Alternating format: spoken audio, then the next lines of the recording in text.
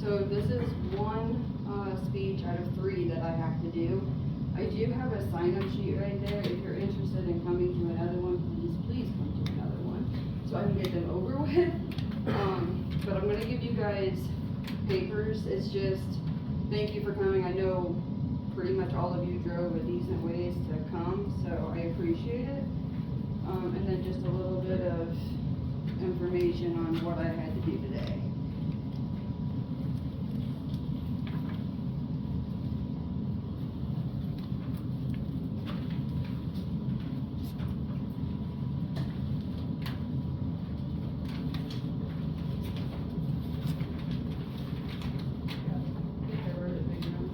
Good. Okay, so I'm on pretty much my last semester to graduate for my criminal law degree. Super pumped, I want to be done. I have to do, today's speech is just somebody that you admire from history.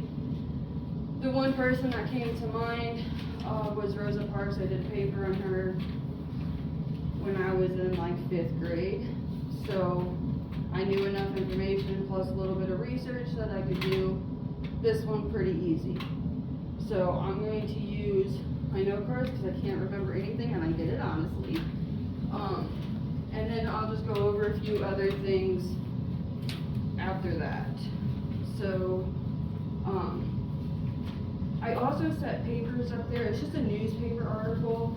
I believe she died when she was 92, and I want to say it was in 2005. So I'm going to go ahead and begin, and you guys can feel free to look through those or ask questions if you have any. So welcome everyone, and thank you for joining me today. I'm a criminal justice student at ICC, and I'm on my last semester. As part of my degree, I am to take a speech class where I give 3 5-minute speeches on different topics. Today, my speech will be over someone I consider to be a hero. Before I begin, I want to thank you all for your support. It means a lot to me that you're all here. My hero for so many reasons is Rosa Parks. Now, imagine yourself being tired after a long day's work, that you refuse to give up your seat. Not just because you're exhausted, but because you're tired of giving in. That's exactly what Rosa Parks did. The mother of the civil rights movement is quoted. On December 1st, 1955 in Montgomery, Alabama, this was a simple act of defiance which became a powerful symbol of resilience against racial segregation. Today, I want to talk about Rosa Parks, her courage, and her profound impact of her actions on the civil rights movement and the legacy she left behind that continues to inspire us to fight for equality and justice today.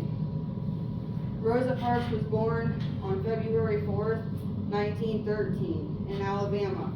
Growing up in the racially segregated South, she experienced the harsh realities of discrimination from a young age. Despite the challenges, Rosa was deeply influenced by her mother and grandparents, who instilled in her a sense of pride that was important of standing up for what is right, no matter what anyone else believes. On the fateful day in 1955, Rosa Parks boarded a bus in Montgomery. When the bus driver demanded that she give up her seat to a white passenger, she refused. This seemingly small act was a deliberate stance against the systematic racism which permitted every part of her life. Her arrest sparked the Montgomery bus boycott, a pivotal event in civil rights history.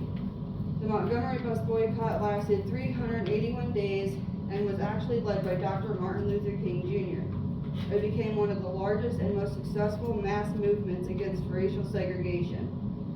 Rosa Parks' arrest and the subsequent boycott was national and international and drew the attention of all. She was galvanizing the fight for desegregation and equal rights. Rosa Parks didn't just refuse to give up her seat. She took a stand that would change history. She became a symbol for dignity and resistance. Her actions taught us that one person's courage can ignite change, and that we all have a role to play in the struggle for justice. As we reflect on Rosa's legacy, let us remember that her bravery wasn't an isolated incident. It was the spark that lit the flame of a movement that continues to burn bright today. Her story reminds us that the fight for equality and justice is still going on, and we must keep the torch lit that she ignited. I'm sure a lot of you are questioning, how do I relate to Rosa Parks? There's so many aspects of Rosa Parks' story that don't always get accounted for. She was a woman who already lived in a rough time. She was treated poorly because of the color of her skin. Then she was a woman who was expected to be doing traditional roles: housekeeping, caring for the kids, staying home, not working. She was expected to keep her mouth shut and simply follow the rules. She had few legal rights, no reproductive rights, and very limited opportunities for education and career. So for so many women, we don't just see one aspect or one stance that Rosa made. We see her standing up for all women by being brave and believing in herself and her rights. So today, I ask you to reflect on Rosa Parks' courage and the profound impact one person can make by standing up. In Rosa's case, sitting down for what's right. Thank you for your time and attention today. Rosa Parks' story is a testimony to the power of individual action in the face of injustice. Let us honor her legacy by continuing to make sure that all is right for everyone. It is just human rights.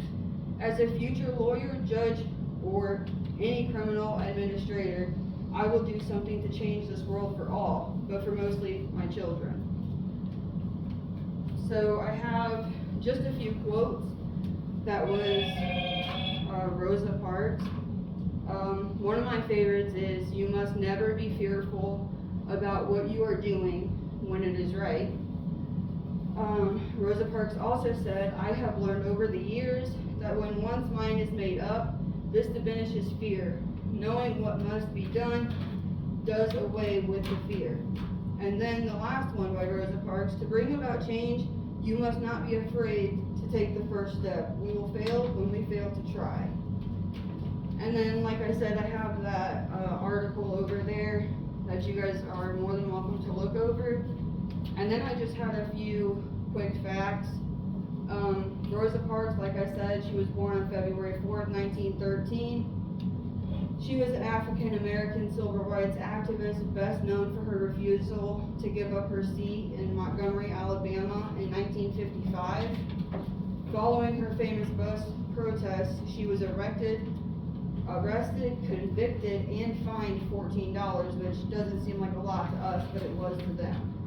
In 1996, she was awarded the Presidential Medal of Freedom by President Clinton, which there's a photo of her doing her fingerprints. And then